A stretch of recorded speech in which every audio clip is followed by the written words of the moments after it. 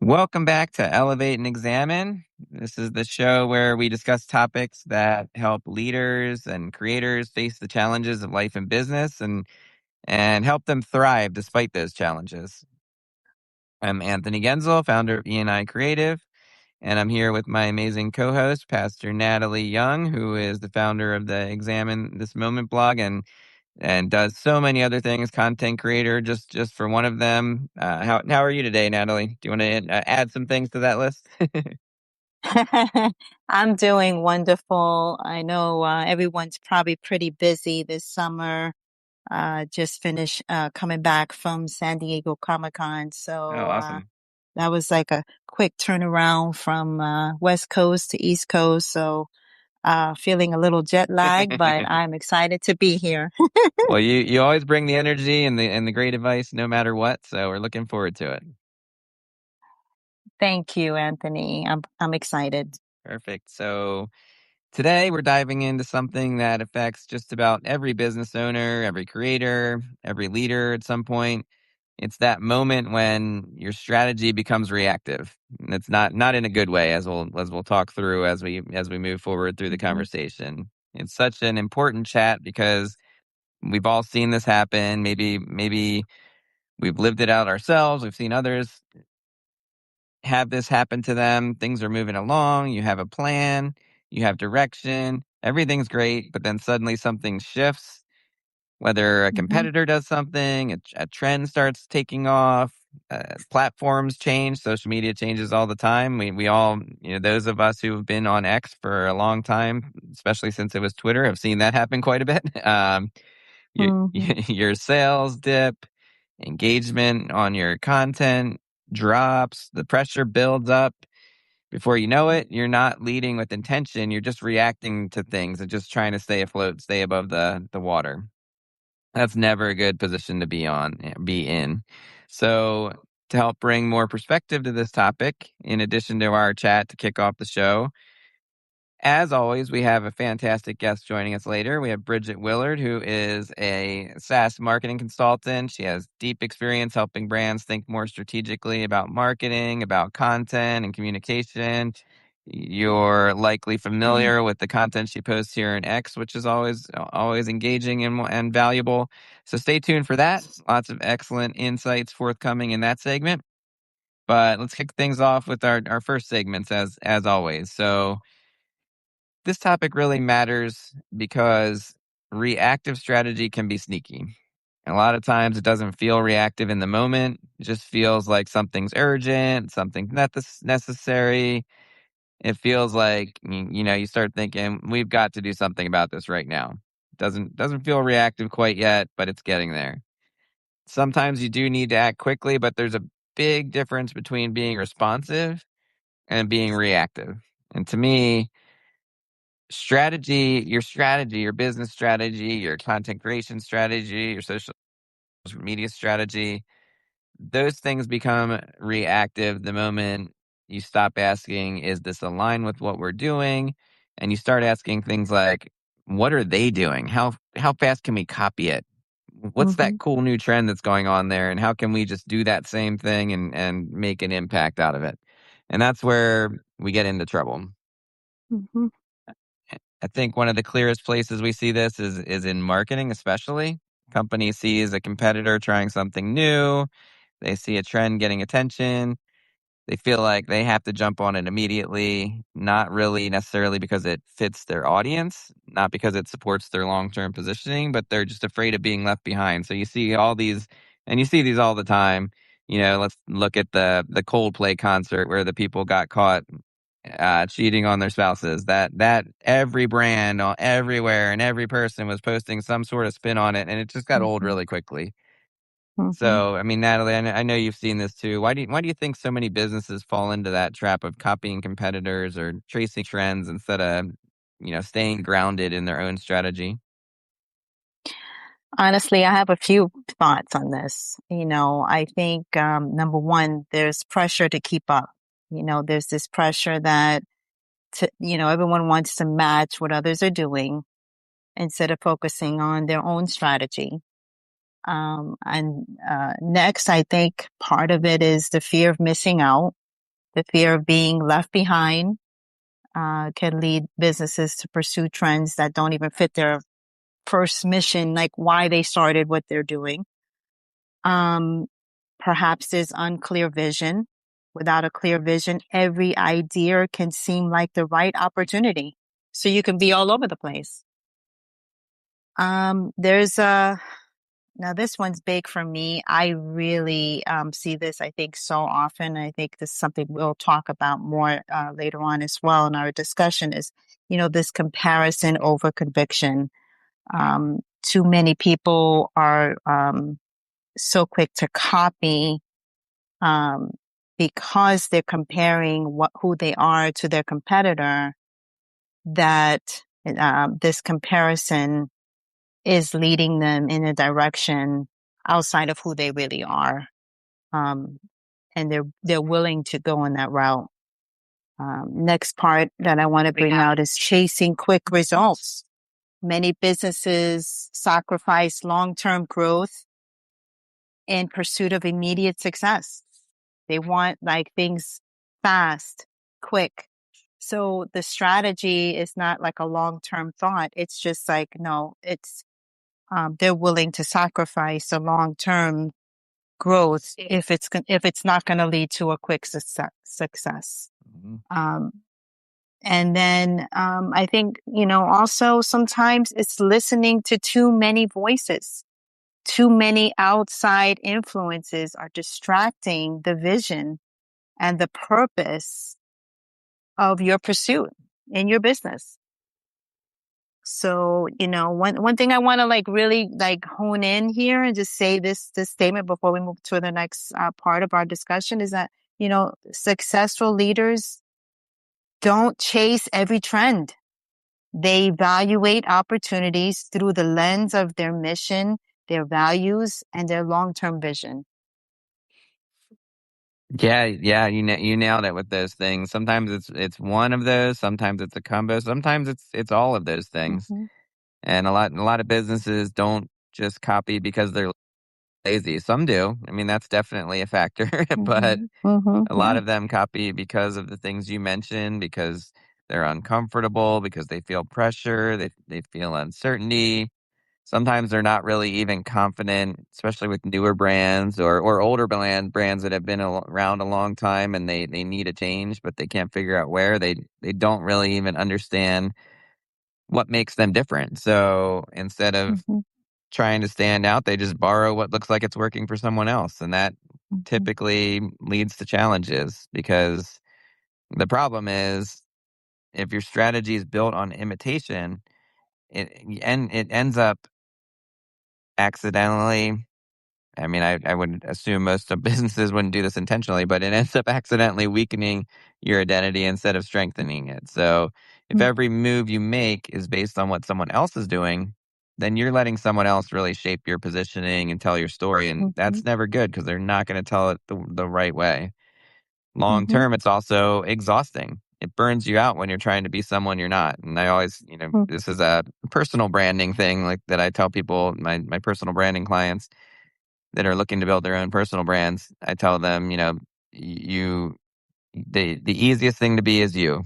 Figure out the unique, amazing things about you and amplify those. Trying to be someone else is exhausting, and this goes for companies and their brands as well. Mm-hmm. I've Yes. seen a lot of brands completely lose their voice because they spend too much time trying to sound like the market instead of sounding like themselves, and sometimes they don't even know what sounding like themselves means. So it's okay. It's important to learn from the market. You can borrow bits and pieces of it, but there's a real difference between learning from the market and being controlled by it. Learning from the market and applying the things that work for you are great, but panicking because you're trying too hard to mimic the market is where your strategy kind of begins to unravel, becomes reactive, and reactive strategy rarely is good. So, you know, to me, one of the best antidotes to reactive strategy is really having a clarity around your long-term positioning, knowing what you stand for, knowing who you serve, knowing what you want to be known for, because then when those things are clear, you don't feel the same need to really chase every passing wave. You can Mm-hmm. adjust, you can evolve, you can test things, but you do it from kind of a grounded place more so than a frantic one. And it connects to leadership too, because reactive strategy usually doesn't start with tactics. It starts with emotion. The fear, the anxiety, all the bad things that you're not supposed to let sway you Mm-hmm. as a leader. It starts with comparison. It starts with questions like, "What if we're falling behind?" and other scary questions like that. And it's very human, but we need to be careful, and it can lead us into some bad decisions, don't you think, Natalie? Absolutely. Absolutely. Absolutely. I think one of the things that, I want to bring out even on just the thought of, the urgency that's driving the leaders to, react in this way and make quick decisions. Um, these rush choices can, cause you to uh, burn out and make very poor decisions and even have a missed opportunity or even, not have that sustainable growth. And I think that's the part about what we're talking about that's really important, because if you stay consistent in who you are, yes, you're comparing because you're looking at what others are doing, but don't easily just copy what they're doing. Consider what changes can you make without just this quick response that could affect you in a negative way. For sure. Yep. That's so true. And when that feeling of urgency takes over, your decision making gets clouded as a leader, content creator, business owner, whatever you call yourself or consider yourself or what the world considers you, you can start making moves that simply are designed to relieve the pressure in the short term, and those end up really creating confusion in the long term. When you're making moves driven by short-term relief, it can lead to making mistakes by pivoting unnecessarily, killing your momentum. One of the hardest things in business is learning that not every uncomfortable moment requires an immediate pivot. Sometimes the smartest move Mm-hmm. is just pause, take that moment, ask Mm-hmm. better questions like, what is actually happening here? What are we really reacting to? Is it is there a real strategic need here? Are we just reacting out of fear? What will this even mean for us in 6 months, a year or so down the road if Mm-hmm. we follow this path? Will it throw us way off course? Will this be a good decision? You have to ask these questions, and taking that pause can really help save you from some really bad decisions. So to our listeners, I'd just say this. If you feel pressure to change direction, before you do that, just make sure you know whether that pressure is coming from wisdom or it's coming from a place of panic, because not every Mm-hmm. loud moment deserves control over your strategy. So Mm-hmm. Natalie, I think this feels kind of like a perfect place to shift into your segment and dig deeper into kind of the difference between urgency Mm-hmm. culture and intentional growth. So I'll shift the mic Mm-hmm. over your way. I'll virtually toss it over to you. Well, thank you, Anthony. I want to bring out just a few points because, again, this is such a great topic of discussion. I want to talk about first the emotional reactions, and what we're talking about. Every leader is going to experience emotions. They're going to have, especially during challenges, any type of criticism or unexpected setbacks. It's often a test of how they're going to respond. How will we respond when we're facing criticism, disappointment, conflict, unexpected setbacks? What are we going to do about facing these things? And these are true feelings. So this is why, as you just mentioned, an emotional response will lead you to anxious ways. So you have to be wise in your response to maintain your strategy. So before responding, I'm just reiterating this point. I think this is so important. What am I feeling? Why am I feeling this way? Is my response being shaped by wisdom or by my emotion? And then you have to take time to distinguish this. These emotional driven decisions can damage even relationships that you have in business.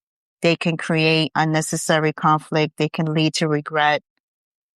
So this is why it's important that we keep all of this in mind. So healthy leadership isn't about never feeling emotional. It's about learning to steward those emotions well. And when we respond thoughtfully instead of react impulsively, we're gonna be able to continue to build, strengthen relationships, and create an environment where people feel heard, valued, and respected. So, we talked a little bit about pausing before we pivot. Not every obstacle that we're facing in business as a creator, wherever we find ourselves right now, not every obstacle is a sign that it's time to change direction. Sometimes we just simply need to pause, reflect, gather information, and evaluate before making a significant pivot. And then the next point I want to bring out is discernment. We have to keep that discernment in every decision that we're making, because when we're making these evaluations regarding opportunities, recognizing distractions, seeking wise counsel, and making these decisions, we're going to recognize, wait, is this lining up still with my mission, my values, and my long-term goals that I've set in place? And then this part I want to bring out too is protect vision during pressure. So when you're having all these voices, when you're seeing your competitors do better than you at that point, when you feel like people are disregarding where you're going, pressure can tempt you to compromise your values and abandon who you are in what you're doing in business. So keep focused on your vision, guard against distractions, and continue going forward. Well, wise Those are my advice. main points. Mm-hmm. Very wise advice, and I think those are good points to take note on as a leader. Emotional intelligence is so important. I just gave a presentation on that a few weeks back, and it was, as I was prepping for the conversation, I was able to reflect on my own, where I stand on that range of emotional intelligence. And none of us are perfect. We Mm-hmm. all have room to grow there as leaders, as content creators. You make some really really important points, and I think at this point, it'd be great to bring our guest in here and get Mm-hmm. her feedback on what we've been discussing so far. Throw our traditional questions out there. So let's, without further ado, I'm honored to introduce our special guest speaker for the day, Bridget Willard. Again, Bridget is a SaaS marketing consultant who helps brands think more strategically about how they show up, about how they communicate, how they create marketing that actually connects. She has a really strong perspective on content, positioning, sustainable marketing, which makes her a perfect fit for today's conversation. So, Bridget, welcome to the show. We really appreciate you joining us today.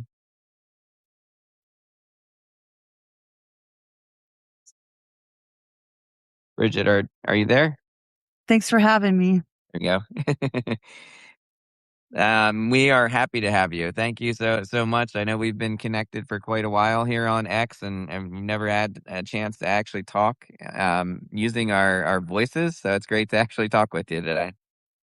Absolutely. And I love this topic because for my whole life, I've told myself, for my whole adult life, I've been telling myself this mantra: respond, don't react. Mhm. Respond, don't react. Because a reaction is emotional. And I know it feels like platitudes that are coming top down and high level, 40,000 feet. But when you start feeling those emotions, like Natalie mentioned, when you're starting to understand that, then you're like, okay, let's just take a second and make a plan. Mhm. Mm-hmm. Yep. And then when you take that step back, you make the plan, and you're not just rushing in head first, you avoid a lot of the problems that pop up when you take that other approach. And I think a lot of businesses, a lot of leaders especially are not equipped with the emotional intelligence to make that shift, unfortunately. So we see the case studies where businesses collapse because the leadership was reactive and more than responsive, and it's just, you have wise words to kick things off there. So I'm looking forward to more of that insight. And as we move into this segment, essentially on each episode, for those of you who've been tuned in to our past episodes, we ask our guests 5 questions that are designed to really help our listeners grow as leaders, as creators, as entrepreneurs. So I just want to dive in and ask you a few questions that we put together that I think you'll bring some excellent insights for our listeners. And the first one I want to start with is, a lot of businesses start reacting the moment they see competitors doing something new. So from your perspective, why do so many companies fall into kind of competitor driven marketing instead of staying rooted in their own strategy and looking to improve from their own organic space? In one word, Anthony, that would be fear. That we forget that we see this is comparing yourself to your neighbors too. There's an assumption that Steve is doing much better than you because he just drove up in a brand new, whatever your dream car is, right? But you don't know that he had to leverage himself in order to get this job, this new sales job, right? You don't know what their actual business goals are. You don't know what their revenue is. You don't know what their expenses are. And so when I talk to my clients, I always say, there's no point in looking at a competitor or even the visual part of their tactics online because we don't know why they're doing it. I was, and I had the joy of interviewing Rand Fishkin a few years ago about Facebook and is it too big to quit and advertising and whatnot. And he brought up a really good point, something that I've thought about a lot as well, is there are a lot of big brands that dump money or even new startups with their sweet Y Combinator cash that dump money on Google ads, PPC, Facebook ads, Meta, any kind of programmatic advertising, all of that, because their only goal is to grow or die. On top of that, you don't know what they're trying. When you get money in the federal government, right? You have a budget. If you don't spend all that money, I learned when I worked for the government as a teenager, if you don't spend all of your budget, you don't get it. It's the same when a department is trying to justify their budget. So a lot of times they will overspend on advertising. I separate that in my own mind from marketing, because it is a business expense. And it does ultimately reduce their tax liability. A publicly traded company wants to make profit. Their only fiduciary duty is to the actual shareholders, not to the employees, not to the customers. So the dynamic changes. You may see someone who you think is a competitor, but you don't know if those strategies even work, or more importantly, if they care that they work, right? And not everything has a direct, attribution. Like I've talked many times about the parable of 7-Eleven and a Clear Channel billboard of Diet Coke. There's no way of reporting if that subliminal message made me decide to pull into 7-Eleven and buy a Diet Coke. But Coca-Cola is still spending millions and millions and millions of dollars on outdoor advertising. As digital marketers, you and Anthony, like this is like, what? You can't attribute that because marketers always have to justify their jobs to the salespeople. Internally, our competitor is the sales department instead of it being our partner, because what we're competing for internally is budget, resources, employees, time, all those things. So when they're looking outward at the competitor, right? I like to remind them, you don't know if that works. You don't know if they're just trying to burn money. Are their customers your customers? No. Are they even really your competitor? Because maybe you don't even have the same demographic. You might have an overlapping demographic if you made a Venn diagram, but is there enough room in the whole market? You're just looking at something else you can't control. What you can control is internal communication, internal documentation, internal strategies, whether or not you're accomplishing your goals according to your own business and marketing plan. Those are the things you can control. Everything else is just a mirage. It's the highlight reel, kind of like when we go, I was just listening to some old podcasts of mine. I don't know. I got down this rabbit hole and I was like, in the last 10 years that I've been a widow and single and wanting to get married, people have gotten together, gotten married, and gotten divorced. And then I think, how come God hates me? Well, maybe they just jumped too fast, hire slow, fire fast.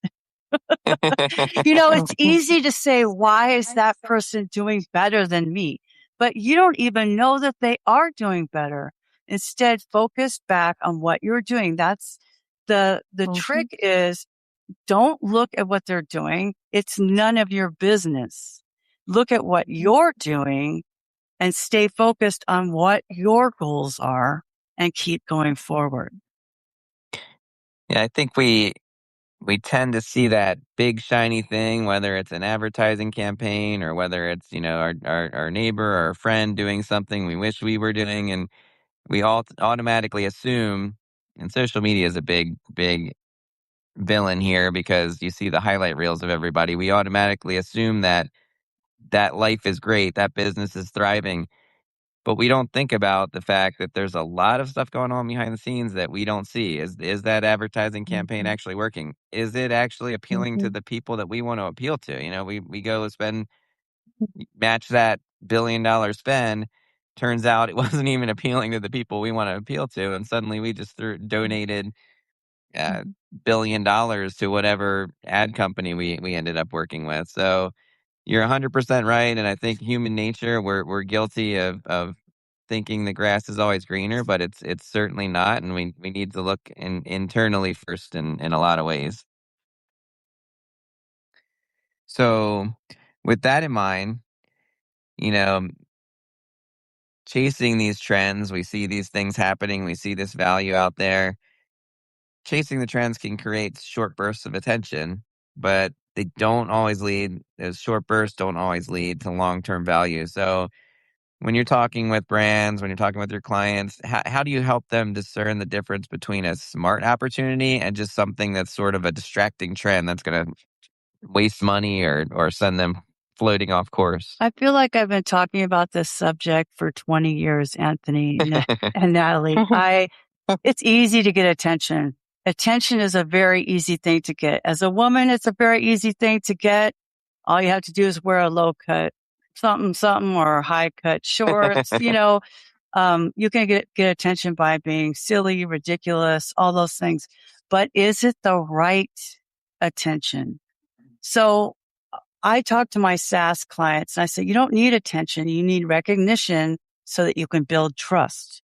You're asking people to spend money and give you their credit card for your vibe coded piece of software, right? You're asking people, this is serious now. And it's interesting because, yeah, it's fun. If there was like just a Slack group with all of us marketers and we could just be in there and get it out of our system, sure. And I'll admit, even I jumped on the two people on top of the Empire State Building, who proposed marriage to each other, and they had this big old flag that had way too many words on it. They needed a marketer to edit that. That's for sure. But the thing is that what did that do? What does that do for your brand? So this goes back to having a marketing strategy, a written document, your brand guidelines that are all aligned with your actual business goals. This is your map. This is your rubric. This is what you check it against. Is this aligned? Yes, no.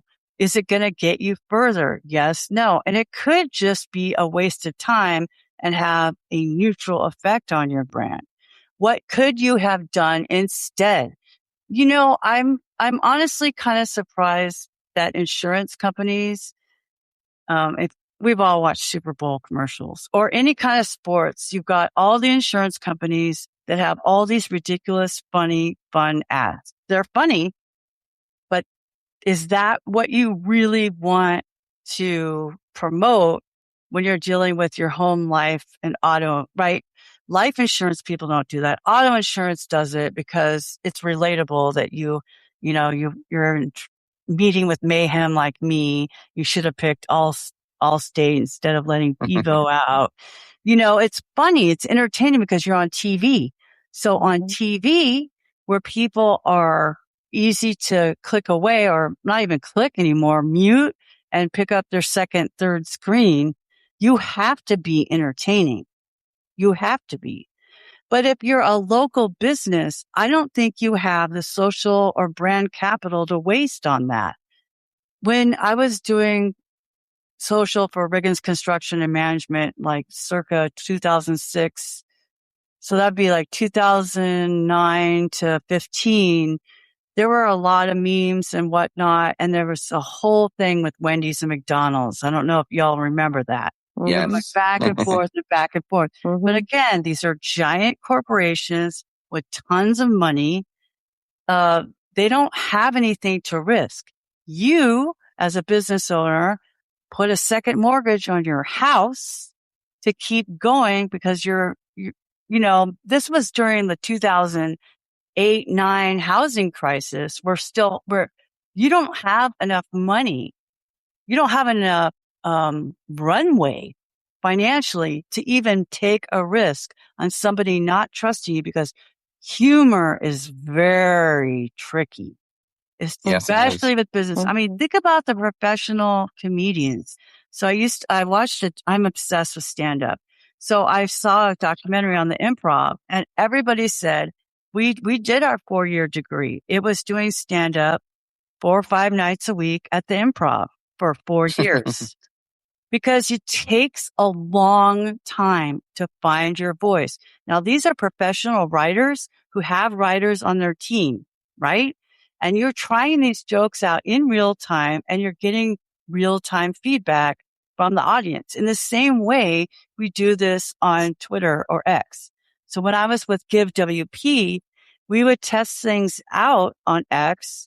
We'd have an idea. I'd ask my boss. He'd be like, let's just do it. If it got the response we wanted, then we would use that for our advertising campaign.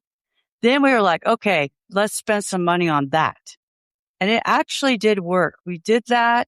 We started, the Have Fun at WordCamp campaign. We called it the Hello campaign. And in WordCamps we weren't at during Friday, Saturday, and Sunday, because it was a WordPress plugin, we spent money just in those geographical areas. And we saw from Google Analytics a rise in sales from those geographical areas for 2 weeks after that 3-day push on X. So yeah, experiment, test, rewrite, iterate. But the goal is still for SaaS. I need you to download my software. I need you to book a demo. I need you to put your credit card in here and become a customer. So you don't, when you're asking people for money, I don't think it's good to be funny. And I didn't mean to rhyme that. It worked. It worked for you though. It worked. That was a good way. I'm gonna assume, knowing you, that definitely wasn't planned, but it was a smooth transition there for sure. And And I agree. I mean, you think about local businesses and you look at like two competing home remodeling companies. No one's going to be looking for a local, I'm in Lancaster, Pennsylvania. No one's like, did you see the latest feud between John's Home Remodeling and Greenwood Home Remodeling? Those aren't real, so I'm not calling anybody out, but nobody cares about that. So it wastes a lot of time when you should really be focused on how do you get people to take notice of why you're different and how you can help solve their problem better than the other person. I mean, it comes down to something simple. And if you have the billions of dollars to do it, go for it. But make sure that it aligns with your strategy and has a point. I'll jump into the next question in a second, but going to the Wendy's example, I've talked about this several times on social media. They try to do something where they grab onto this kind of angsty persona on their social media channels, and it gets them attention, but the brand is still really failing. They're not doing great. They're losing out to McDonald's and other companies. There's more and more companies coming into fast food, and simply having that social media presence that's funny and makes people laugh is not going to save you. So I'll get Mhm. off my soapbox with the Wendy's thing, but it's it illustrates the point that you're trying to make. So I wanted to toss that out there. No. Um, I definitely so agree. I definitely agree with you both. And when it comes to food in general, I think, just in general, when we think of different companies, I mean, there's so many coffee shops for that matter. And, I'm not going to name any companies, but, the fact that at one point one company was outstanding and now there's others that are uprising, coming up and doing well. You have to start to consider, what are they doing differently than the other company and why? There's some things that led to lesser attraction to the one that was doing extremely well to the others now that are, coming up. And I know in every community there's like coffee shops everywhere, so for sure, j- just wanted to bring out that point too. 100%. Yep, no shortage of coffee shops here for sure. Now I'm kind of craving a third cup for the day. Get me through some evening work. Oh yes, I love my coffee as well. So yeah, so now, we've been talking about sort of, throughout this conversation, one of the topics we kind of hitting on is kind of the urgency culture in leadership. Been a common theme throughout the conversation. So, when a company feels that pressure, when they want to pivot quickly, what are some questions that you would urge your leaders to ask themselves and ask their team before making a reactive decision, before letting that urgency and those emotions drive their decision? Yes, and this goes back to having social media guidelines, brand guidelines, that kind of thing. What problem are we actually solving? What's the evidence? Is this customer feedback or just executive anxiety? What happens if we don't react?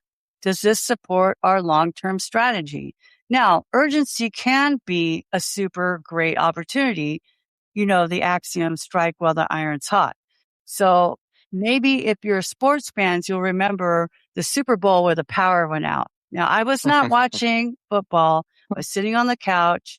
My husband was in the other room watching the game. Before he had the opportunity to tell me the power's out, I saw the tweet from Oreo, you can still dunk in the dark.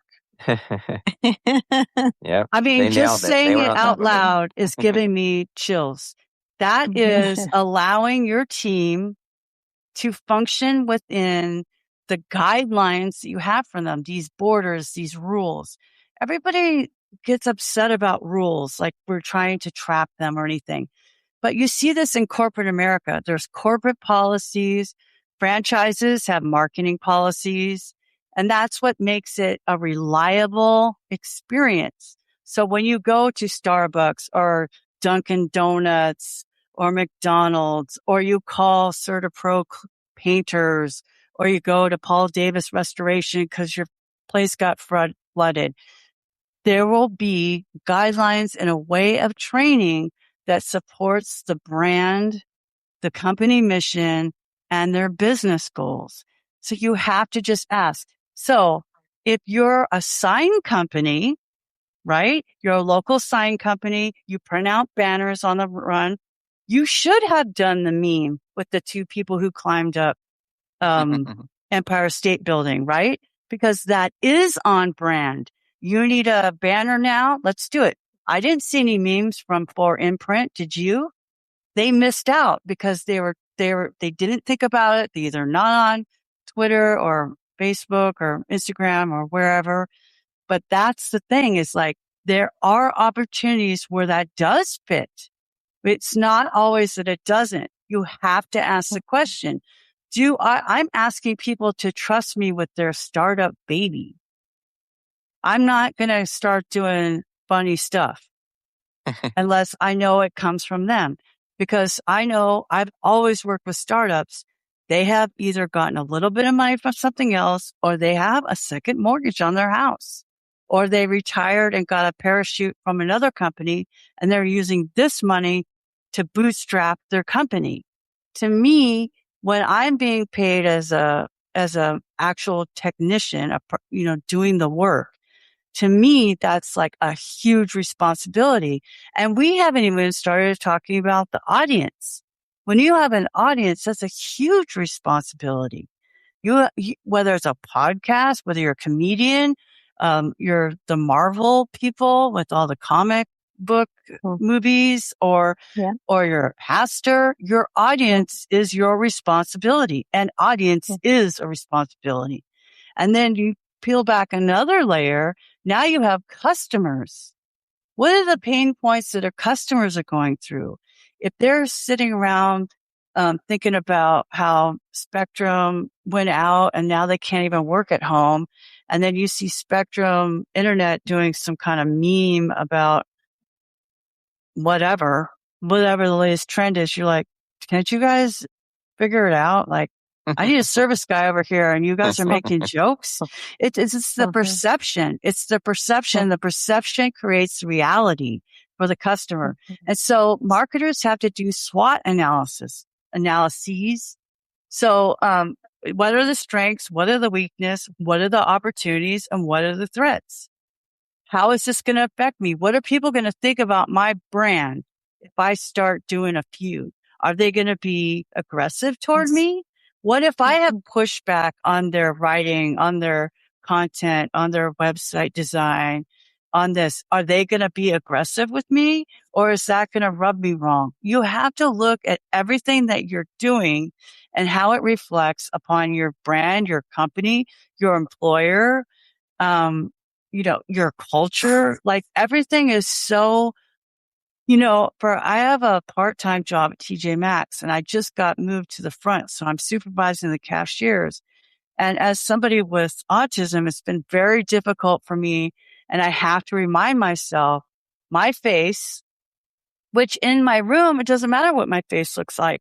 I'm writing, I'm tweeting, I'm doing my client work, I'm getting stuff done. I'm being judged on deliverables. But at TJ Maxx, running the front end, I'm on a stage, and the stage has two audiences.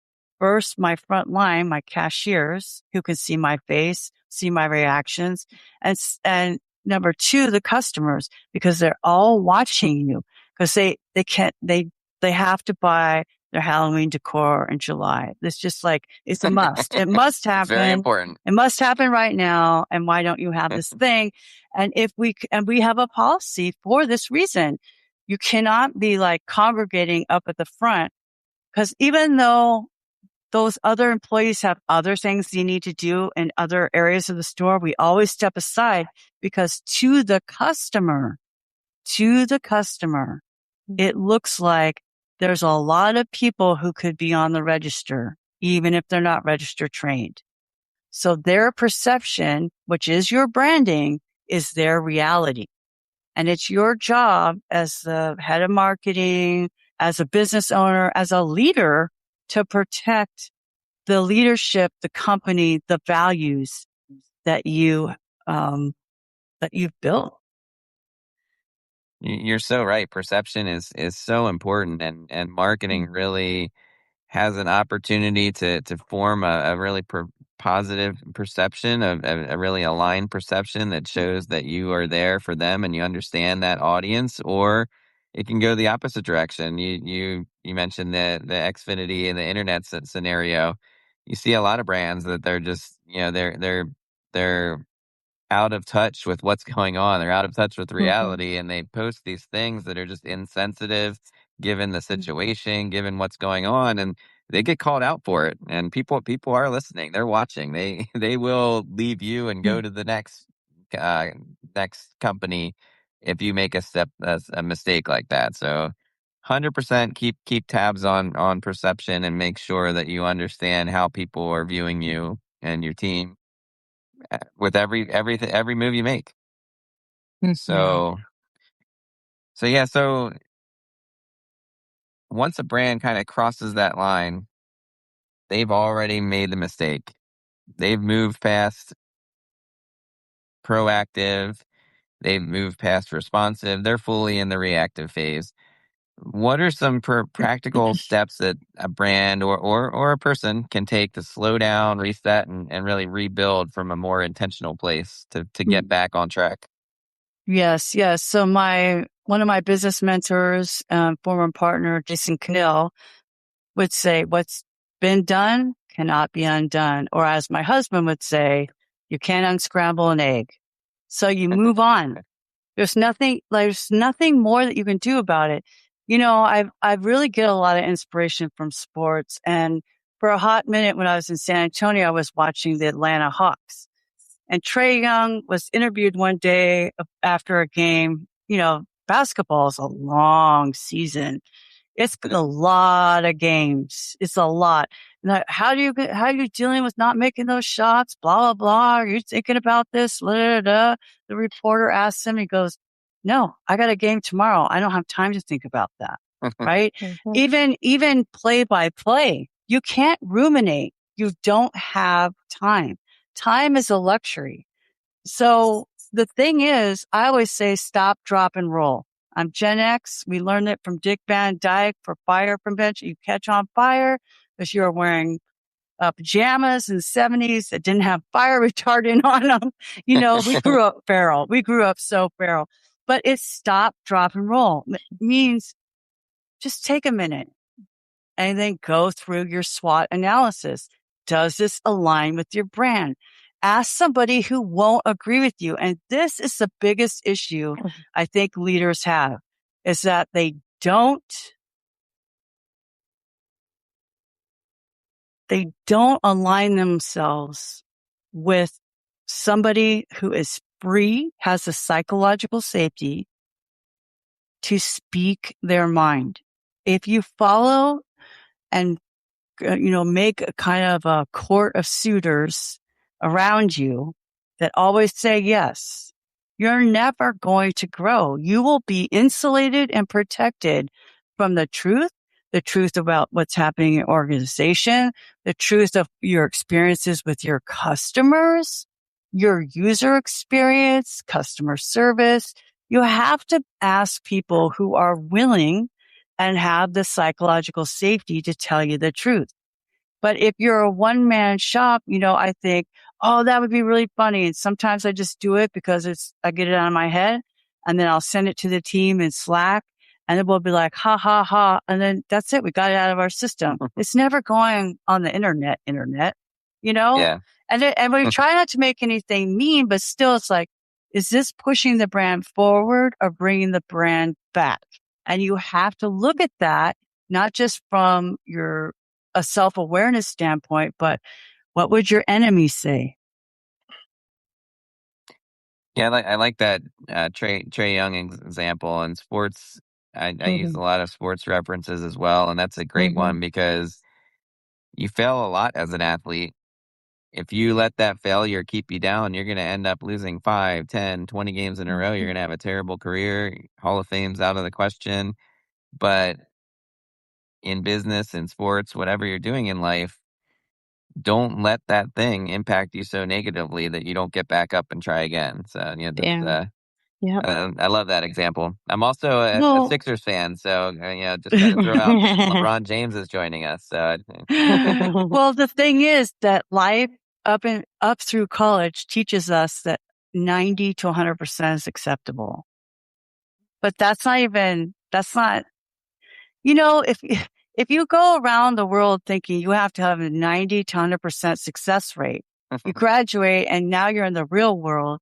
That's not reality. Yeah. The best baseball players fail 6 to 7 times when they're at bat. 6 to 7 times. That is a huge failure rate. 100%. But those are the most successful. You would think that the Spurs could have figured out how to practice free throws so that they didn't lose the championship this year. Great example. You're getting paid millions of dollars. It's like, I get you're not doing your threes. You're under pressure. There's no pressure on a free throw. There's only yourself. But you have to have the mental fortitude and the discipline and the practice to do that. That's why it's so important for knowing who you are, understanding what your purpose is, defining the actual problem that you solve, listening more than you publish. This is what more people need to do. It's the same as listening more than you talk. And being recognizable is more than just wearing the same funny glasses or the plaid striped suit like Anne Hanley does. Like, there's characteristics that make you recognizable, but it's the behavior attached to what you do. It's your deliverables as a brand, as a company, that are attached with the affinity that you feel. So you have recognition. Recognition leads to trust. Trust leads to affinity. Affinity leads to loyalty, and loyalty leads to sales. That's all way before keywords, before anything else. Like, if you're doing reputation management, which is kind of an overall theme of this subject, if that's not on brand for you, you wouldn't do it. I saw an interview with George Costanza, the Jason Alexander who played George Costanza. And he said he had a really hard time working with Larry David on Seinfeld because he would say that George would never do X, Y, and Z. This is out of character for George to do this. But the goal of Larry David was, I don't care as long as it gets a laugh. So a serious, well-trained actor, Jason Alexander, wants to make sure that the character has integrity. This character would never do this. This character would do that instead. But the person who was writing the show, producing the show, and keeping it going for, I don't even know how many seasons they had in the 90s, was, I just want a laugh. So the business goal of that brand was to get people laughing every episode. He did not care. And you have to understand that you, as the person who's a practitioner, your opinion doesn't matter. Your clients' opinions matter. So even though you think so-and-so or this and that would be super funny, what does your client want? What do their clients want? You need to really embrace that methodology. So it could go either way, Anthony and Natalie. I just feel like sometimes we think it's so, I didn't want to say like you should never be funny. You can be funny. Lots of people are funny if it fits your brand guidelines and your business goals. Mm-hmm. Or even the moment for that matter, right? Yes. For sure. Yep. Being in the moment and the right moment and having the right goals and the right direction in mind is so important.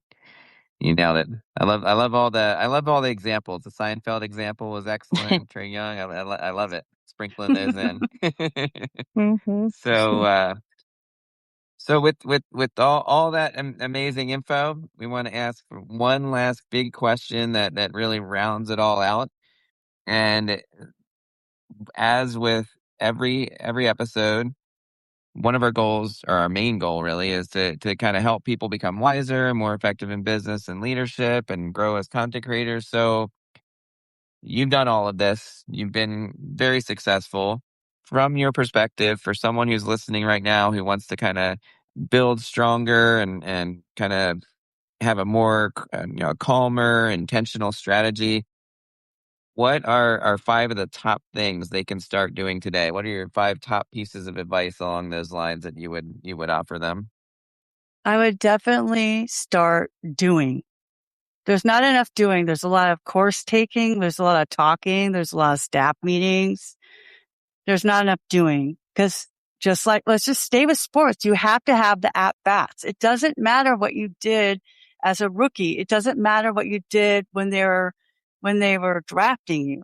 It doesn't matter what you're doing during those things. It only matters what you're doing while you're there. And all of that, what you've done during the season, once the finals start or the playoffs, whatever sport you're talking about, it only matters the last game you ever played. You either won that 7th game out of 7 or you didn't. And your whole career is based on that.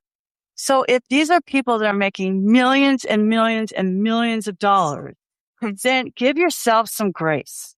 And that's why I like X or Twitter the best, because it's a very responsive, quick moving medium that allows you to kind of test things out. So number 1, don't be afraid to fail. I know it's a cliche, but like I said, baseball players, they don't always hit it, but that doesn't mean they're not good. Number 2, change your whole mindset on what success means to you. What does success mean to you? What do you want to be doing? Number 3, learn from people even if you don't like them. I used to watch a show called What Not to Wear, and then it became another show later. But in the 90s, it was with Trini Woodall and another lady, I always forget her name. And you would be like, don't wear that shirt with those pants. But you don't know until you try. But that combination wasn't necessarily bad. It just didn't work on that lady. Like for me, when I was, after being a widow and trying to find myself again, I was like, you're kind of subject to these trends when it comes to fashion. The fashion comes top down and you just get whatever everybody produces and everybody's copying everybody, right? That's fast fashion. So I realized, bathing suits don't fit me right because I have a long torso. I have to have a bikini or a tankini.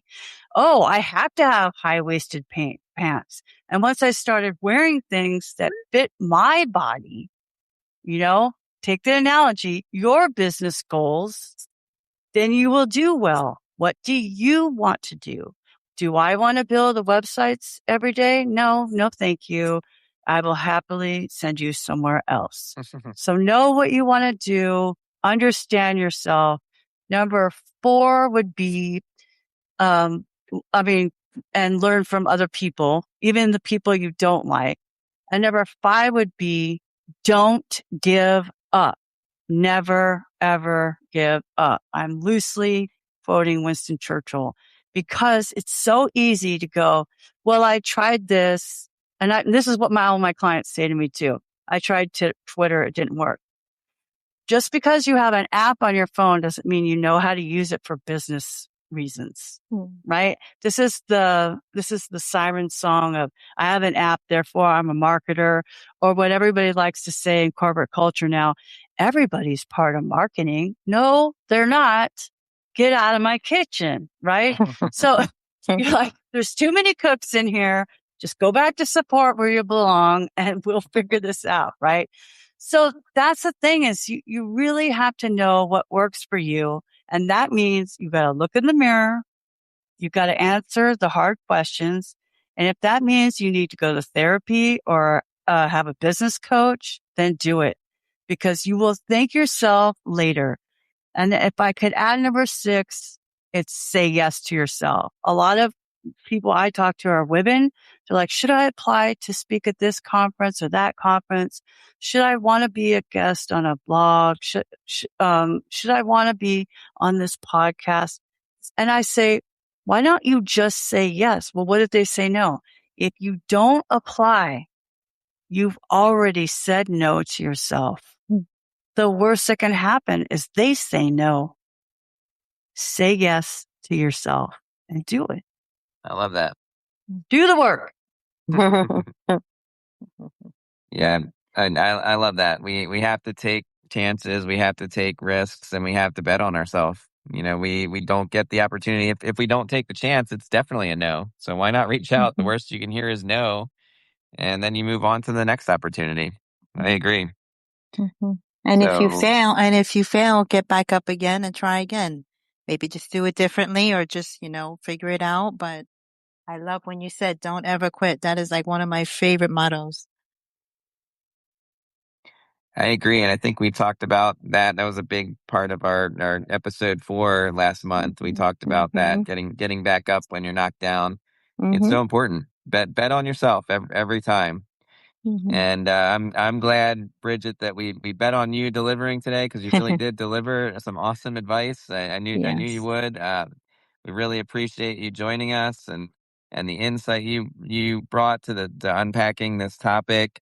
It's one of those conversations that a lot of business owners and leaders they really need right now, because it's with everything and all the distractions out there, it's so easy to drift into reaction mode without even realizing it. So before we let you go, I do want to give you an opportunity. Can you let all of our listeners know, and those who will catch up on YouTube later once this goes on YouTube? Can you let everybody know where they can find you online besides X, of course? And we know you're here, but where can they find you online? Where can they learn more about what you do and your work?